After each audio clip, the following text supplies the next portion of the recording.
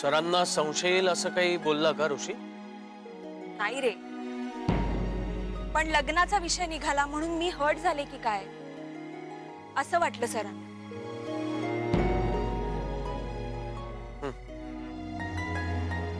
जय sir आपल्या एम्प्लॉईजची किती काळजी घेतात ना.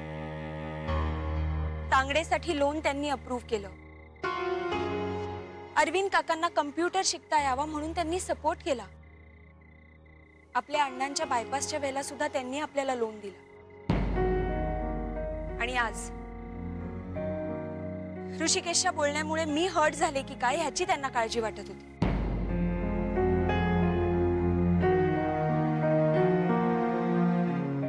जय सर असं वागतात ना तेव्हा खरंच टेन्शन येतं. कसलं? आऊंच्या मनात जे तेच सरांच्या मनात नाही ना. पण मग ते सगळ्यांचीच एवढी काळजी घेतात, सगळ्यांचाच इतका विचार करतात. कदाचित मी त्यांच्याबरोबर आता काम करते ना म्हणून मला तसं वाटत असणार. आणि ते तसं काही असतंच तर तुला आधी कळलं असतं ना. नाही म्हणजे युजली मुलींना या गोष्टी लवकर कळतात असं म्हणतात.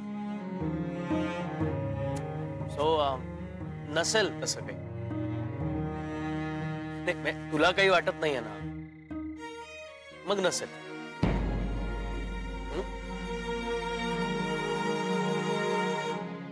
चला अदिती मॅडम घरी जाऊया, उशीर झालाय. काका काकू वाट बघत असतील. अण्णाही आहेत. चल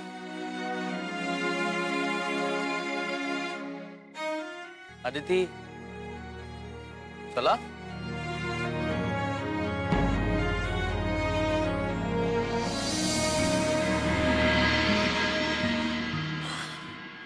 अदिती, अदिती मी आले. हळूहळू वॉक करून आलात ना. दमला असाल, घशाला एवढा त्रास देऊ नका. घशाला? नाही मला नाही कसला त्रास होते. हे आमच्यासाठी होतं. काय तू घशाला त्रास दिलात ना की आमच्या कानाला त्रास होतो. आज बराच वेळ लावलास यायला. हो ना, ते म्हणजे घरी लवकर येऊन तरी काय करणार ना, बसून बसून कंटाळा येतो. स्वतःच्या तोंडाने कबूल केलंस ते बरं केलंस. तू घरात बसून असतेस ते. तसं नाहीये काका, मी करते काम. म्हणजे तुम्हाला म्हणून सांगते, मला खर तर कामाची प्रचंड आवड आहे. पण काय करणार, काकू मला कुठल्या कामाला हातच लावू देत नाहीत. मग कंटाळा येणार ना बसून बसून. हो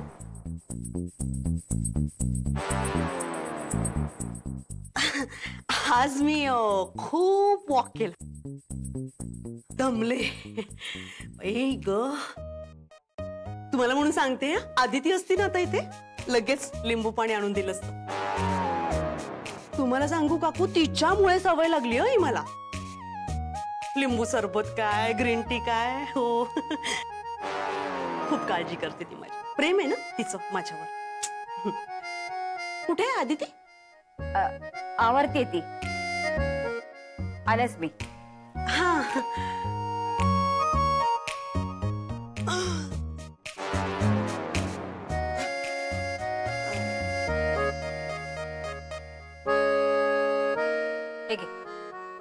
अय्या, कशाला कशाला उगाच तुम्ही एवढं करता. मी घेतलं असतं. आणि छान आहे, छान.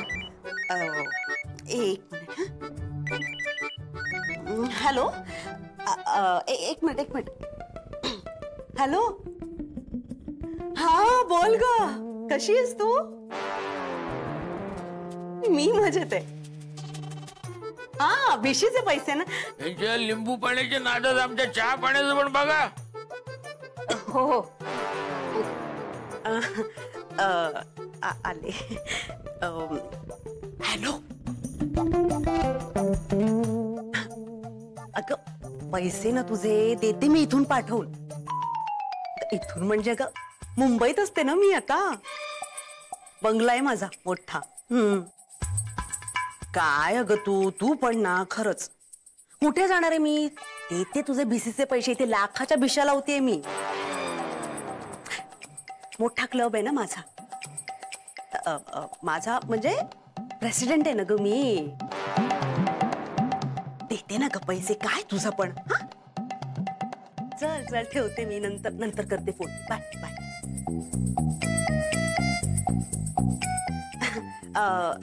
आले सा मी.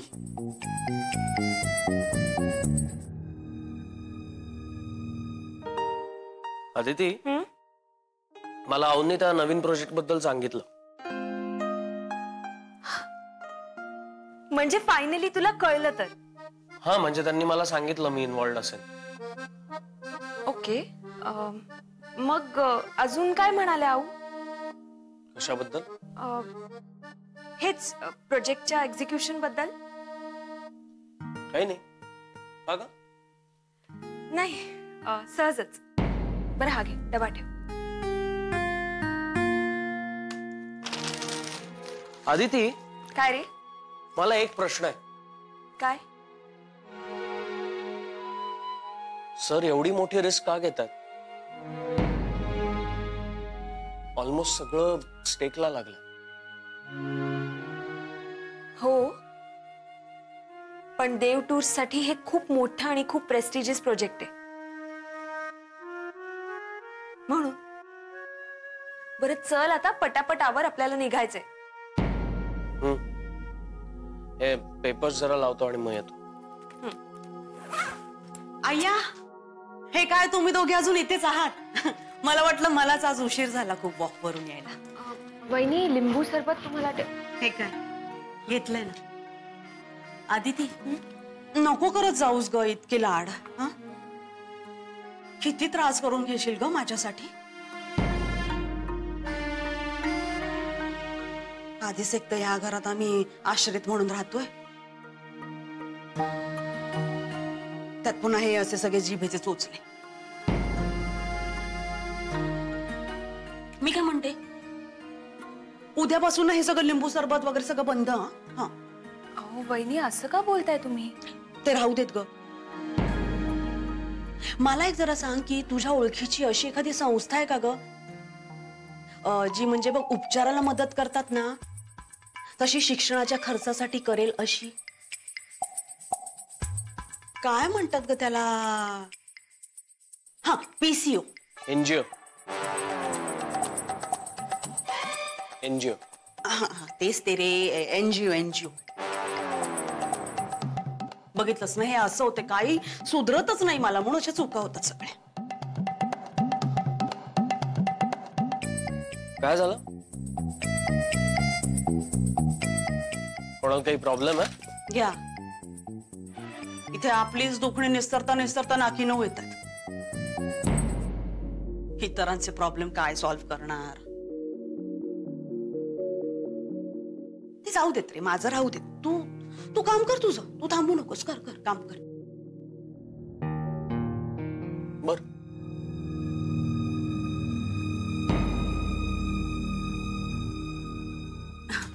जय,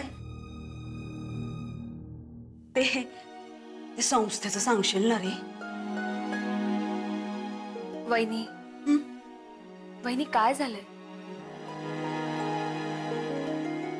आदिती, आता तू आहेस म्हणून सांगते तुला. अगं आपल्या चिनूला आहे ना क्लासमधून काढून टाकलं ग काल. क्लासची फी भरता नाही ना आली मला. तर मग आता परीक्षा जवळ आल्यात आणि आता हे असं. म्हणजे खरं सांगू का, मी ना सगळं कॅल्क्युलेशन नीट केलं होतं माहिती का. सगळं मॅनेज झालं असतं, पण जळलं मेलं ह्यांचं काय होतंय काही कळतच नाही मला. त्यात म्हणजे अशाने आपल्या आपल्या चिनूचं शिक्षण अर्धवट राहू नये एवढीच माझी इच्छा आहे ग. अहो वहिनी, म्हणून एखादी संस्था. संस्था कशाला हवी आहे मग? मी आहे ना. अरे जय, नाही रे, तू एकटं असं किती करशील ना रे. नाही नाही, नको राहू दे. तरी खूप जास्त फी आहे त्याची. किती फी आहे? अरे नको रे. अरे 7,000 रुपये भरायचे, राहू देत. मी देतो. अरे जय, नाही रे. अरे एवढे पैसे तू किती करशील रे आमच्यासाठी? हा अदिती, तुला सांगते, चिनूचा आहे ना खूप जीव आहे ग ह्याच्यावर. आणि ह्या काही कमी प्रेम करतो का आमच्या चिनूवर? खरंच एकमेकांचं ना पान हलत नाही यांचं. तूच मला सांग, आजच्या काळात कोण करतंय ग एकमेकांसाठी एवढं एका घरात राहून? ते पण नाही जमत लोकांना. पण आमचं जय आहे ना आधीपासून असाच आहे, हळवा, प्रेमळ. अख्ख्या घरासाठी हाच करणं. खरंच. जय, 7 ऐवजी 10,000 देतोस का? नाही म्हणजे त्याची स्कूल बसची फी भरायची ना रे. शिवाय गाईड आहेत, वह्या काही त्याला हव्या होत्या, पुस्तकं म्हणाला होता, आणि युनिफॉर्म पण थोडा फाटलाय ग, नवीन आणायचं होतं त्याला. म्हणून देतो. हा? संध्याकाळपर्यंत देतो. हा, आत्ता सगळं टेन्शन गेलं माझं. ए जय, पण तू आठवणीने न विसरता हे सगळे पैसे माझ्याकडून परत घ्यायचे. हा म्हणजे मी विसरले तरी तू आठवण करत राहा. कसं आहे, नाती एका बाजूला, व्यवहार एका बाजूला. व्यवहार आपल्या ठिकाणी असायला हवा, हो की नाही? ती बरोबर बोलते ना मी?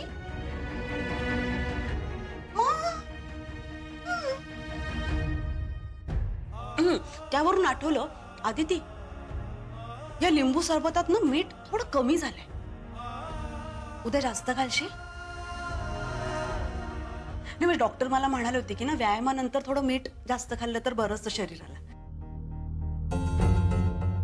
तुम्ही आवरा, उशीर होईल ना ऑफिसला जायला. मी आहेच. हा चल, येते. हा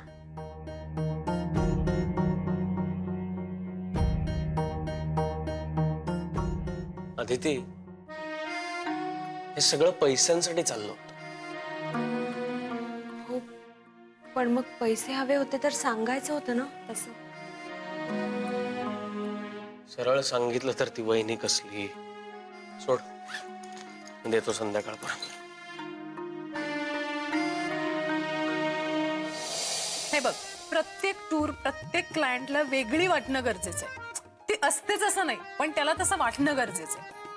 कमीत कमी प्रवास आणि जास्तीत जास्त रिक्रिएशन करणं महत्वाचं आहे. हा आता हे नाही काका, हो असं कसं? ह्याच्यासाठी ना आपल्याला वेगळी फाईल करावी लागेल. आता मी काय वेगळं समजावत होतो तुला? आता तू मला अकाउंट शिकव. नाही तसं नाही, सॉरी. नाही म्हणजे तुमच्याशिवाय हे काम अजून कोणाला जमू शकेल का? मस्का मारू नको.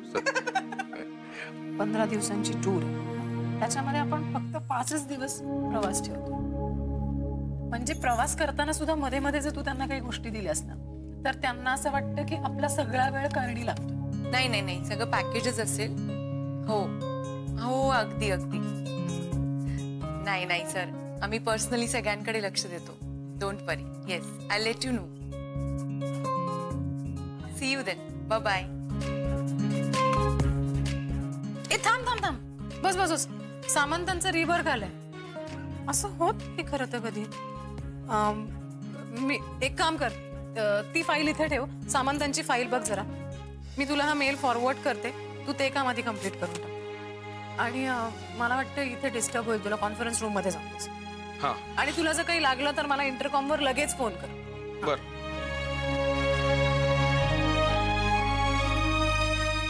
Good morning. Good morning. काय ग आज उशीर? अगं हो ग, देवळात गेले होते ना, गर्दी खूप. बापरे, परमेश्वरा कल्याण कर रे बाबा. हे घे प्रसाद, हे घ्या प्रसाद. प्रसाद हे घे जुई, प्रसाद हे घे बाळा, प्रसाद. आदिती प्रसाद. अगे वेळेवर आलास, प्रसाद. अरे घ्या आता नंदिनी मॅडम, तुम्ही मलाच बोला. आणि हा आत्ता कॉन्फरन्स रूम मध्ये गेला होता काम करायला. तू काय प्रसाद खायला परत आलास? काहीतरी असतं तुझं रजनी. नाही मी गेलो होतो, पण नवरे बोलले की तिथं बसता नाही येणार. असं का? का ते माहित नाही, त्यांनी सांगितलं नाही, त्यांनाच विचारावं लागेल. ते अरे नवऱ्यांचं पण ना, कधी कुठले नवीन नियम काढतील ना, काही सांगता येत नाही. रजनी मॅडम, माझ्या मनात आलं आणि मी साईप्रसादना बाहेर पाठवलं असं नाहीये. मला तिथे मीटिंगची तयारी करायची होती म्हणून मी त्यांना बाहेर पाठवलं. आता कसली मीटिंग? 10 मिनिटाच्या आत सगळ्यांनी कॉन्फरन्स रूम मध्ये या. तिथे सरांना एक महत्वाची अनाउन्समेंट करायची आहे. अगं बाई, कसली अनाउन्समेंट? कॉन्फिडेन्शियल असेल.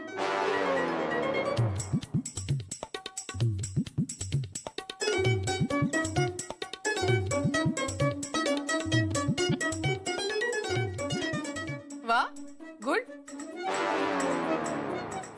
शिकलास? बरोबर आहे. ढवळ्या शेजारी पवळा बांधला, वाण नाही पण गुण लागला. काय झालं? 10 मिनिटाच्या आत कॉन्फरन्स रूम. ओके?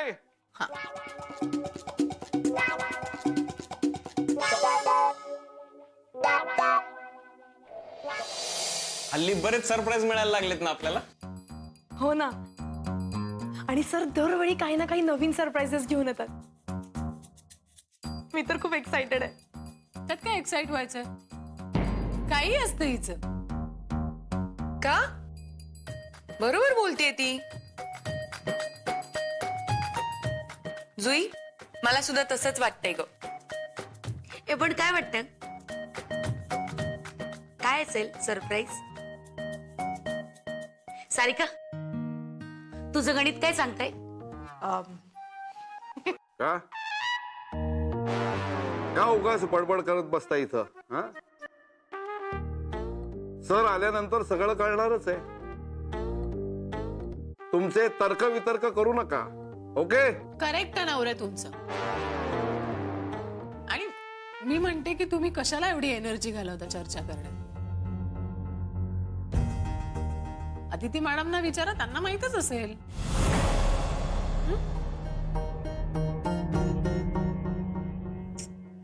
रजनी,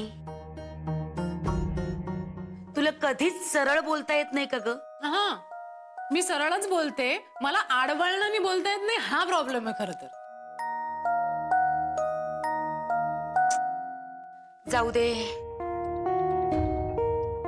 जाऊ दे, होऊ दे, नवऱ्यांच्या मनासारखं होऊ दे. आता प्लीज कोणी काहीही बोलू नका. Good afternoon. बसा बसा बसा. आज एक अतिशय आनंदाची बातमी तुम्हाला सगळ्यांना सांगायची आणि म्हणूनच आपण सगळेजण इथे एकत्र जमलोय. इतके दिवस मी, मिस दाभोळकर आणि मिस आदिती दाभोळकर असे आम्ही तिघं मिळून एका प्रोजेक्टवरती काम करतोय, डिस्कस करतोय. मला माहिती आहे तुम्हाला याच्यातलं काहीही माहिती नाही, कारण हा प्रोजेक्ट आम्ही आतापर्यंत खूप सिक्रेट ठेवला होता.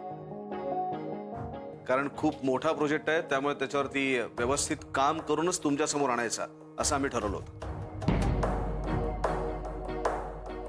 आणि आता ती वेळ आली. एडीएम आणि देव टूर्स मिळून एक खूप नवीन आणि अतिशय वेगळा प्रयोग करतो. आपण एक हिल स्टेशन किंवा वेकेशन डेस्टिनेशन डेव्हलप करतोय.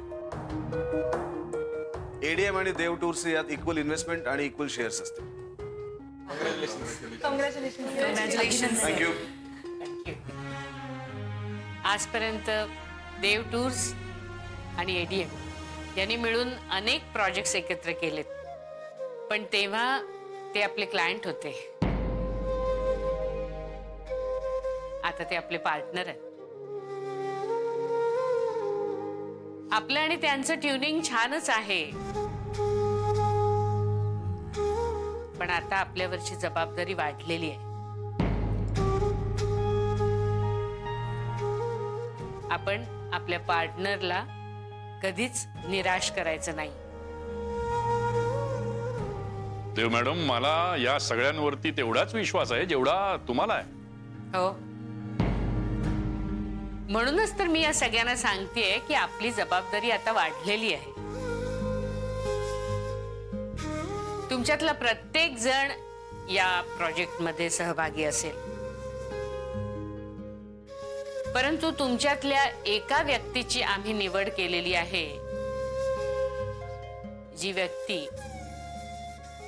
हे प्रोजेक्ट लीड करेल. म्हणजे या प्रोजेक्टची संपूर्ण जबाबदारी ही त्या व्यक्तीवर असेल.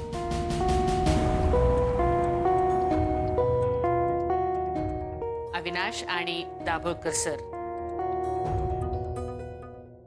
या दोघांनी एकमताने या व्यक्तीची निवड केलेली आहे.